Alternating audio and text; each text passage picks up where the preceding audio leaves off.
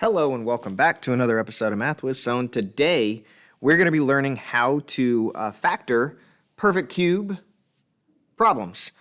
So these are the two formulas that you would have to use, but the equations you would typically be factoring would be looking something like this: x to the third minus 8. Okay, so if you had to factor something like x to the third minus 8 as an example, you would have to first figure out which of these two formulas to use. And if it's a minus, use the minus formula. And we're going to use this one right here. You get your a and your b, because that's the only two letters in this formula, from the cube root of the first term, the cube root of x to the third, and the cube root of the second term, which you notice I didn't put negative 8. The negative is built into the formula. So I didn't put a negative 8 here. It's built into the formula. So the cube root of x to the third is just x. And the cube root of 8 is 2. And that is going to be my a and my b. And I'm going to use this second formula right here. So the a minus b formula. So this is going to be x minus 2, a minus b, times x squared, a squared, plus AB would be plus 2 times x. I'm not going to write x2. I'm going to write 2 times x. And then plus b squared. Well, what is 2 squared? The b squared would be 2 squared, which is 4. So that was a 2 squared, which made a 4. And that is the most generic, basic version of that problem that you could ever be exposed to. The other versions of that don't change too much, but they just become a little more tedious, where you're going to have to put parentheses around stuff to make sure you do it correct. Okay? So let's say that I had something like this, where it is 8x to the third minus 27. Okay?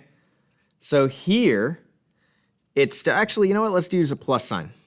We didn't do a plus one before. So if it's a plus sign, we need to use the plus formula, which I'm going to rewrite because it's off the screen. So we use the plus formula, which was a plus b, a squared minus ab, plus b squared. And somebody told me an acronym a long time ago that said same, it stays the same, opposite, always positive, and it would stand for SOAP. Same, opposite, always positive, S-O-A-P, SOAP.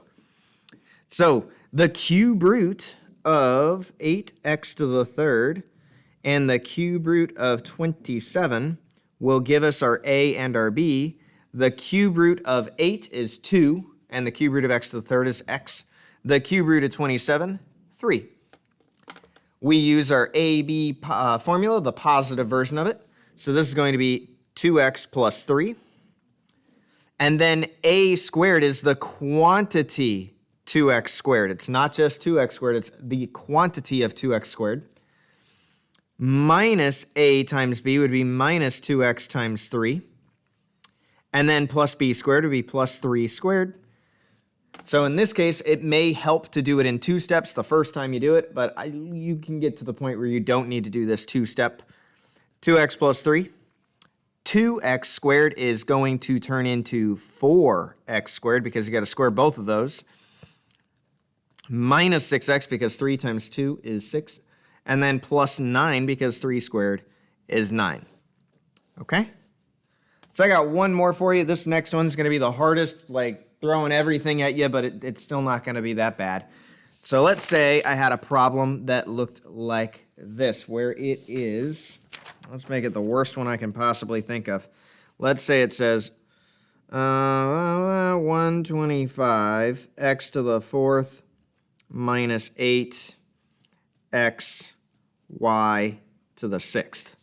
That's pretty bad, right? Like that's ugly. It doesn't even look like an a to the third minus b to the third. This looks something completely different. So the first thing I want to remind you is that no matter what, if you can divide by something, you need to divide by something. Which you can't divide 8 and 25 by anything, but you can divide them both by x. And not only can you have to divide them both by x in order for the formula to work. Now we got an x to the third and an 8y to the sixth, which looks a little more believable. And the AB formula will work, the a to the third minus b to the third, as long as they are an increment of 3. And 3 and 6 are both an increment or a multiple of 3. So a to the third, we're going to use the minus formula because there's a minus in between, which is going to be a minus b, a squared plus ab plus b squared. Same, opposite, always positive, barely off the screen. There we go.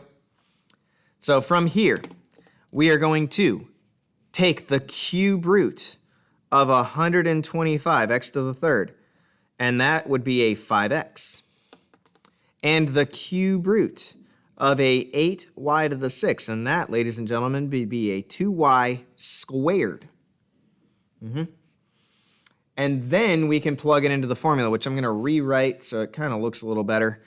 A minus b, a squared plus ab plus b squared. So this would be a minus b would be 5x minus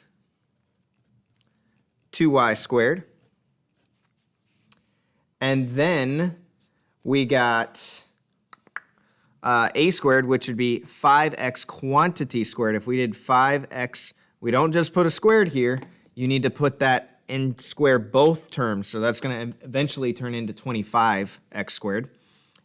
Plus a times b, which would be plus 5x times a 2y squared. Plus a 2y squared squared, because it's b squared, and b is 2y squared, so you got to do 2y squared squared.